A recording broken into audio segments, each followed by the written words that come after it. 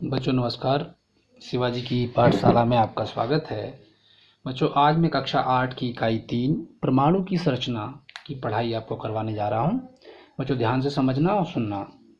इस चैप्टर को पढ़ने के बाद बच्चों आप क्या समझ पाएंगे। परमाणु पदार्थ की मूलभूत इकाई होती है, ये आप समझ पाएंगे। डाल्टन का परमाणु सिद्धांत क्या होता है, ये आप समझ पाएंगे। परमाणु का संगठन और परमाणु रचना मॉडल, ये आप जान पाएंगे बच्चों। परमाणु संख्या क्या होती है, परमाणु द्रव्यमान क्या होता है, यानी द्रव्यमान संख्या क्या होती है और इन दोनों में संबंध क्या होता है।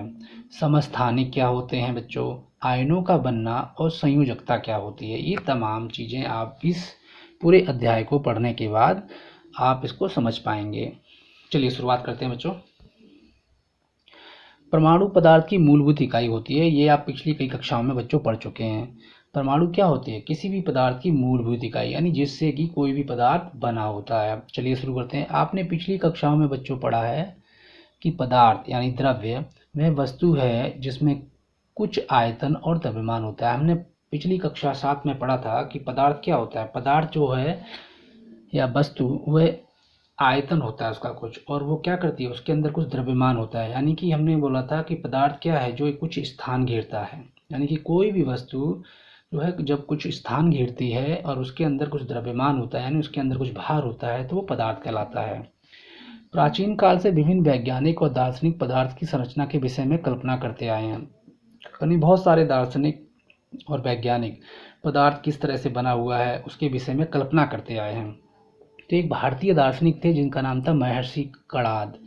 इन्होंने क्या बोला बच्चों, इन्होंने बताया कि पदार्थ को विभाजित करते जाएं तो हमें छोटे छोटे कण प्राप्त होंगे और एक स्थिति ऐसी आ जाएगी कि इसे और विभाजित नहीं किया सकता। यानी कि कणाद जी ने क्या कहा था, महर्षि कणाद जी ने, जो भारतीय दार्शनिक थे, उन्होंने कहा कि यदि हम किसी पदार्थ को बार बार उसके इतने टुकड़े करते चले जाएं छोटे छोटे कि वो एक ऐसी स्थिति आ जाए जब हम उसे उसके और टुकड़े ना कर पाएं, तो उसको उस स्थिति को क्या कहा जाएगा। इस प्रकार उन्होंने सूक्ष्म कणों की अवधारणा दी। उन्होंने कहा कि सूक्ष्म कण भी होते हैं, यानी वो अवधारणा किसने दी, महर्षि कणाद ने दी जिन्हें परमाणु नाम दिया गया। तो क्या हुआ कि यो सूक्ष्म कण, यानी कि कोई भी यदि हमने चीज़ ली, मान लीजिए हमारे क्लास में जो हम लोग चौक वगैरह इस्तेमाल करते हैं, उसके हम टुकड़े करते चले जाएं और एक स्थिति ऐसी आ जाए कि हम उसके और टुकड़े ना कर पाएँ, तो इसी प्रकार से तो उसको क्या कह दिया इन्होंने परमाणु का नाम दे दिया। यानी कि परमाणु क्या, एक ऐसा पदार्थ की एक ऐसी स्थिति जिसका क्या हो, जिसके और टुकड़े ना किए जा सकें, तो उसको इन्होंने क्या कहा, महर्षि कणाद जी ने, इन्होंने कहा कि वो परमाणु कहलाएगी। इसी प्रकार से और भी दार्शनिक हुए, जिसमें आपका डिमाक्रिटस और एपिक्यूरस जो थे, एपिक्यूरस जो है, इनके भी विचार इनसे मेल खाते थे, इन्हीं की तरह विचार थे। उन्होंने भी यही बात कही थी कि जो पदार्थ के सूक्ष्म जो अविभाजित कण होते हैं उनको परमाणु कहा जाता है। इन्होंने कहा कि जो पदार्थ के सूक्ष्म जो कण होते हैं, जो अविभाजित होते हैं, जिनको और विभाजित नहीं किया जा सकता आगे, उनको परमाणु कहा जाता है और इंग्लिश में एटम कहा जाता है बच्चों। इस प्रकार क्या हुआ, पदार्थ परमाणुओं से मिलकर बना होता है, इन्होंने कह दिया, तथा परमाणु पदार्थ की मूलभूत इकाई है। तो आप देख रहे हैं प्राचीन समय से ही ये परमाणु के ऊपर हमारी कल्पनाएं, और जो हमारे वैज्ञानिक थे और जो दार्शनिक थे उनकी कल्पनाएं होती चली गई और उन्होंने इसके ऊपर स्टेटमेंट दिए। तो सभी पदार्थों के परमाणु समान नहीं होते। देखिए, सभी पदार्थों के परमाणु समान नहीं होते, अलग अलग पदार्थों में अलग अलग प्रकार के परमाणु होते हैं, ठीक है। यानी सभी पदार्थों के परमाणु क्या होते हैं, एक जैसे नहीं होते, क्योंकि सभी पदार्थ अलग अलग संरचना, अलग अलग दिखावट, अलग अलग कलर, अलग तरीके के होते हैं, इसलिए वो जो है उनके अंदर जो जिनसे वो मिलके बनते हैं वो अलग अलग प्रकार के परमाणुओं से मिलके बनते हैं। दो या दो से अधिक परमाणु आपस में मिलकर किसका निर्माण करते हैं, अणु का निर्माण करते हैं। ये हमने पिछली कक्षाओं में आपको सिखाया है। जब समान प्रकार के कई परमाणु आपस में मिलते हैं तो तत्व का एक अणु बनाते हैं। यानी कि जब क्या करते हैं, समान प्रकार के परमाणु आपस में मिलते हैं तो किसका अणु बनता है, अणु तो बनता है लेकिन तत्व का अणु बनता है बच्चों। यानी कि तत्व को इंग्लिश में क्या बोलते हैं, एलिमेंट बोलते हैं। उदाहरण के लिए हमने देखिए, यहाँ देखा है हाइड्रोजन के दो परमाणु क्या कर रहे हैं, यहाँ पे हाइड्रोजन का एक अणु बना रहे हैं, ठीक है। हाइड्रोजन के दो परमाणु हैं, हाइड्रोजन का एक अणु बना रहे हैं, आप देख रहे हैं बड़ी आसानी से H और H जुड़ गए और H2 बन गया। जब असमान प्रकार के परमाणु आपस में मिलते हैं तो बच्चों यौगिक का एक अणु बनाते हैं। उदाहरण के लिए हाइड्रोजन का एक परमाणु, क्लोरीन का एक परमाणु जब मिल जाते हैं आपस में तो बेटा बच्चों ये हाइड्रोजन क्लोराइड का एक अणु बना देते हैं। नीचे आप देख सकते हैं जो कि रिएक्शन के माध्यम से दिखाया गया है। हाइड्रोजन का एक परमाणु क्या कर रहा है, क्लोरीन के एक परमाणु से आपस में संयोग कर रहा है, अभिक्रिया कर रहा है और क्या बना रहा है, हाइड्रोजन आपको हाइड्रोक्लोरिक एसिड बना रहा है, यानी कि हाइड्रोजन क्लोराइड बना रहा है। ठीक है, तो ये आपका एक अणु बन गया। तो ये जो अणु है ये यौगिक का अणु है और ऊपर जो हमने देखा था वो तत्व का अणु है। ठीक है बच्चों, आगे देखते हैं।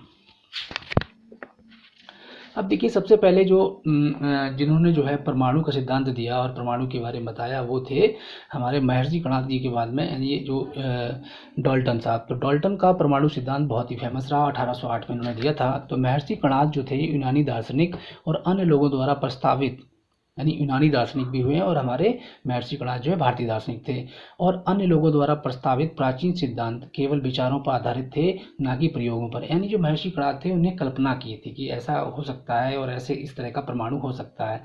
इसी तरह बहुत सारे दार्शनिकों ने क्या, ये कल्पना की, लेकिन उनको प्रयोग नहीं किया, उसके ऊपर कोई एक्सपेरिमेंट नहीं किया, उसको सिद्ध नहीं किया कि ऐसा होता है। कई वर्षों तक परमाणु सिद्धांत केवल कल्पना तक ही सीमित रहा। द्रव्य की संरचना का जो विधिवत अध्ययन करने के पश्चात अंग्रेज वैज्ञानिक जॉन डाल्टन ने 1808 ईस्वी में द्रव्य की संरचना तथा परमाणु संबंधी एक सुव्यवस्थित विचार अपना परिकल्पनाओं से प्रस्तुत किया, जिसे डाल्टन का परमाणुवाद या डाल्टन एटॉमिक थ्योरी कहा जाता है। यानी जो सबसे पहले क्या हुआ, अंग्रेजी वैज्ञानिक थे जॉन डाल्टन, जिन्होंने 1808 ईस्वी में क्या किया, इसे द्रव्य की संरचना के बारे में बताया। यानी उससे संबंधी क्या हुआ, इन्होंने कुछ सुव्यवस्थित यानी कि बहुत ही मैनेज्ड वे में, यानी कि पूरी सुव्यवस्थित यानी तरीके से इन्होंने एक्सपेरिमेंट करके और एक्सपेरिमेंट के द्वारा, प्रयोग के द्वारा इन्होंने सिद्ध किया कि नहीं, परमाणु इस तरीके का होता है। तो इन्होंने जो है क्या किया, जॉन डाल्टन साहब ने, इनके द्वारा ये सिद्धांत दिया गया, इसलिए इनके नाम पर ही इसका नाम डाल दिया डाल्टन का परमाणुवाद, यानी कि डाल्टन एटॉमिक थ्योरी। अब इन्होंने क्या क्या किया, मतलब इन्होंने परमाणु के बारे में क्या बातें कही, यानी जो इनका जो सिद्धांत है उसमें इन्होंने क्या बातें कही, वो बातों पे हम प्रकाश डालते हैं बच्चों। देखिए, जॉन डाल्टन साहब हैं, ये जॉन डाल्टन अंग्रेजी वैज्ञानिक थे ये।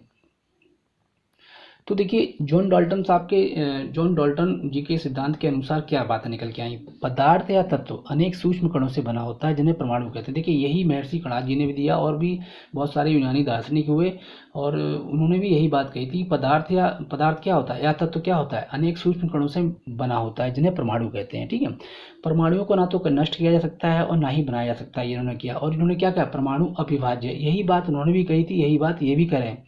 एक ही तत्व के परमाणु भार, आकार व अन्य गुणों में समान होते हैं, किंतु दूसरे तत्व के परमाणुओं से भिन्न होते हैं। कहने का मतलब, इन्होंने भी एक बात की, तत्व के जो परमाणु होते हैं वो भार में, आकार में, गुणों में समान होते हैं, लेकिन अलग तत्व के परमाणु क्या होते हैं, वो भार में, गुणों में और आकार में अलग अलग होते हैं।